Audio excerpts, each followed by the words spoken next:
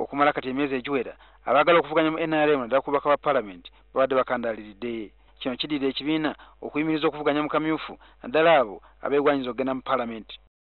Kati ensonda mu kibiina zitutegeezezza ng'akamyufu kano bwe kagenda okuba nga 26 omwezi guno. Mu nteekateeka eno abagenda okuvuganya ku bifo eby'enjawulo bagenda kutandika okukuba campaign.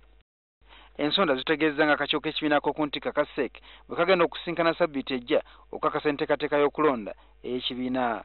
Bino era bikakasiddwa amyuka ssaabawandiisi w'ekibiina Richard Todwong. No, we need to take the revised roadmap to Central Executive Committee meeting first before we can announce. So the SEC Central Executive Committee has to sit to confirm the final roadmap, then we give it out.